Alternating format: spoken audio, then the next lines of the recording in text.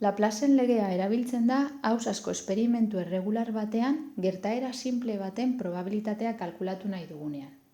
Orduan, haren probabilitatea izango litzateke haren aldeko kasuak zati kasu posible guztiak. Zer esan gure dau esperimentu erregular bat?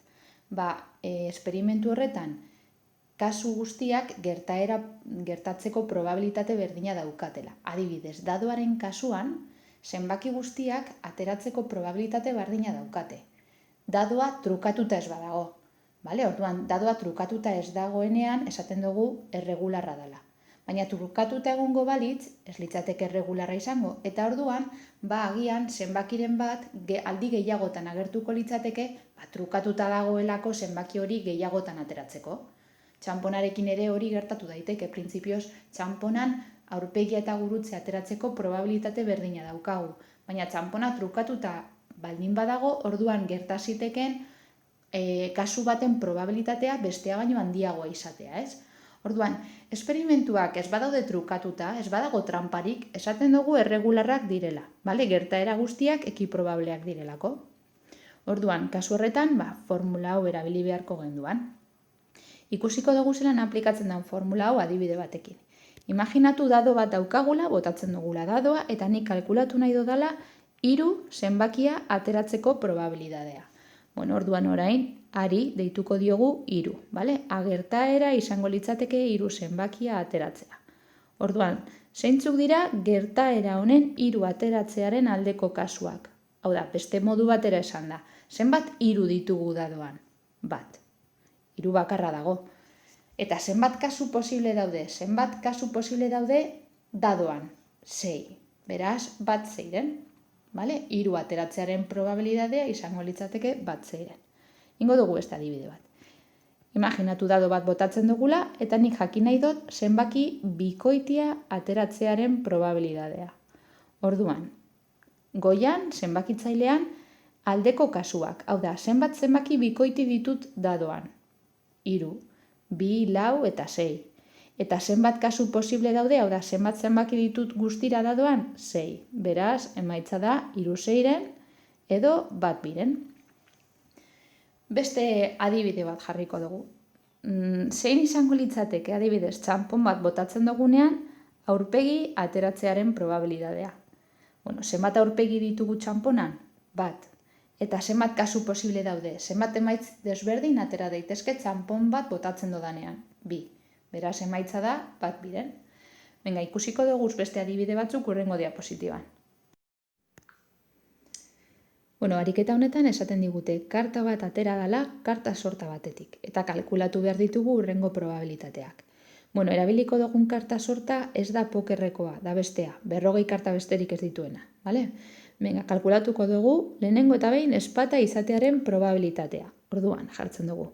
Ezpata izatearen probabilidadea, Laplace aplikatuko dugu, orduan, goian zenbakitzailean aldeko kasuak. Hau da, zenbat ezpata daude karta sortan? 10. Eta behan, kasu posible guztiak, hau da, zenbat karta dauden guztira karta sortan? 40. Orduan, 10 zati 40 izango litzateke 1 zati 4 edo 0,25. Nahi dozuen bezala utzi, zatiki moduan edo amartar zehatza ematen duenez ere horrela jarri daiteke. Bestela, infinitu amartar izango balitu, orduan egokiagoa izango litzateke zatiki moduan ustea. Bagoaz, bigarren egitera. Beltza izatearen probabilidadea. Beltza da figura. Orduan, figura bat ateratzearen probabilidadea izango da, zenbat figura daude karta sorta batean? 12, ezta? Figurak dira sota, zaldia eta erregea, 12 karta daude, figurak direnak. Zati 40 karta daudelako guztira. Orduan, simplifikatzen baldin badugu, zati 4 egiten badugu goian eta behan, ematen digu 3 zati 10 edo 0,3. Bagoaz zerekin. Zen eskatzen digute bastoia ateratzearen probabilidadea. Bastoia da las de bastos. Orduan, zenbat karta daude ezaugarri hau betetzen dutenak? 1, bakarra. Eta zenbat karta daude karta sortan guztira? 40, beraz, probabilitatea izango da 1 zati 40. Eta azkenik, bateko urrea edo kopa izatearen probabilitatea. Orduan begira, hau bi modutan egin daiteke.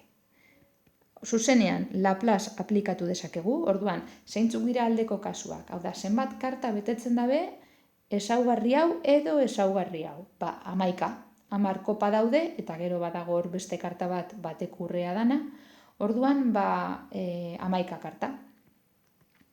Zati 40, guztira 40 daudelako, beraz, 11 berrogeiren. Bueno, hori modu bat da, Laplace zuzenean sartzea eta listo. Baita ere egin dezakegu beste modu batera. Edo jartzen duenez, nik badakit bildura daukadala hemen, eta nik bildurarako formula bat daukat. Orduan, formula aplikatu dezaket.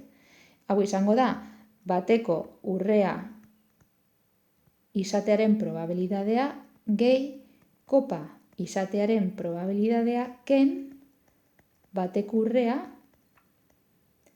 ebaki kopa izatearen probabilidadea. Orduan, bateko urrea izatearen probabilidadea, bateko urrea da elas de oros. Orduan, probabilidade hori izango da bat zati 40. Karta bakarra dagoelako